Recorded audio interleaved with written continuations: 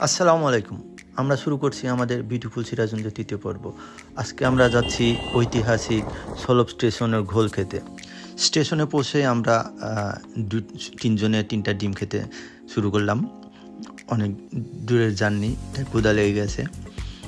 এই স্টেশনে 4টি ঘোলের দোকান আছে। 4টি দোকানেই এই ঘোল এবং মাঠা, ঘি বিক্রি হয়। 4টি দোকানই মোটামুটি পাশাপাশি একসাথে লাগানো আছে। প্রথমে এখানে যখন ছিল তখন 2টি দোকান ছিল, এখন ধীরে ধীরে 4টা দোকান হয়েছে। আমরা 2টি দোকান থেকে ঘোল এবং মাঠা খাবো। এখানকার ঘোল এবং মাঠা মোটামুটি উত্তরবঙ্গ সকলের মুখে মুখে। আমরা প্রথমে সাদেক খান দই ঘরে যাচ্ছি ঘোল এবং মাঠা খেতে। আপনারা আমাদের সাথেই থাকুন। এই হলো সেই সুস্বাদু ঘোল, ঘন, মিষ্টি এবং সুস্বাদু। এই ঘোল খেতেই দূর দূরান্ত থেকে মানুষ ছুটে আসে। আমরা এই দোকানেই বসবো এবং দেখাবো কিভাবে ঘোল তৈরি হয়। এই দোকানে ঘোল, মাঠা, ঘি, দই পাওয়া যায়। আমরা ধীরে ধীরে এই দোকানের ভিতরে গোডাউনে প্রবেশ করছি। এটা হলো ঘোল সংরক্ষণ জায়গা। আর এই পাতিল বা ডেকচাগুলোতে ঘোল সংরক্ষণ করে রাখে। তারপরে গরম ঘোলগুলোকে নাড়তে থাকে। নাড়তে এক সময় এই পাতলা ঘোলগুলোই গাঢ় ঘোরে পরিণত হয়। এইভাবে এখানে প্রায় 30 থেকে 40টি ডেকচায় ঘোল তৈরি হয় প্রতিদিন।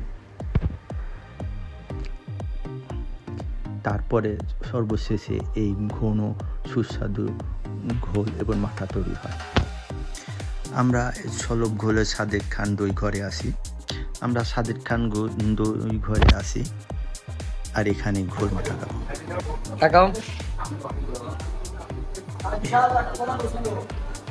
এটা হলো ঘোল, এটা হলো ঘোল। ভাই কিছু বলেন, খুব সুস্বাদু নাকি? এখানকার ঘোল অবশ্যই সুস্বাদু এবং এটা মোটামুটি উত্তরবঙ্গের মুখোমুখি ঢাকা থেকে, শুধু ঢাকা না, চিটাগাংয়ের লোকও আছে ঘোল খাওয়ার জন্য। এটা আসলে মুখে যে অন্য না খাবে বলতে পারবেন এটা খাচ্ছে, অবশ্যই খাইতে হবে, এখানে আসতে হবে। এই ঘোল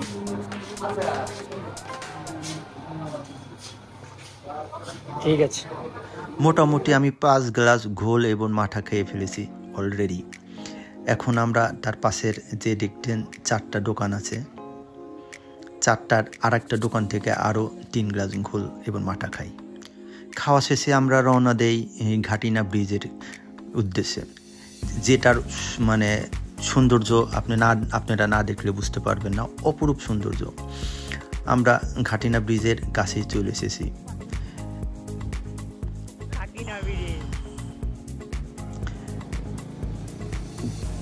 ঘাটিনা ব্রিজের কাছে পিলারে আমরা হুন্ডার স্ট্যান্ড করে রাখবো।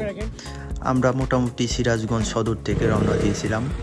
এখন উল্লাপাড়া সলব ঘোল স্টেশনে ঘোল খেয়ে তার উল্লাপাড়া ঘাটিনা ব্রিজের কাছে চলে আসলাম।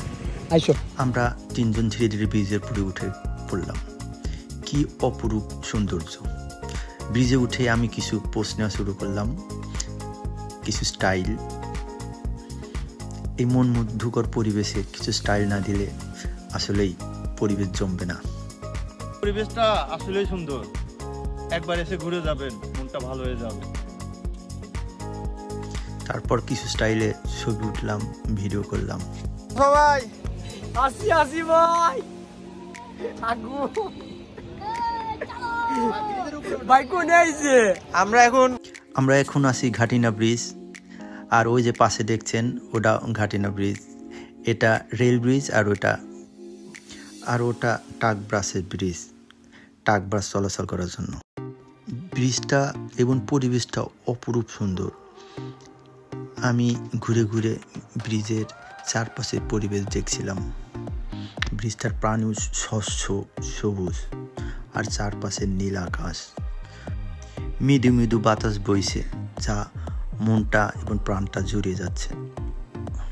ব্রিজের পরিবেশ দেখা এবং ঘোরা শেষে আমরা চলে যাচ্ছি আমাদের সিরাজগঞ্জ সদর উদ্দেশ্যে।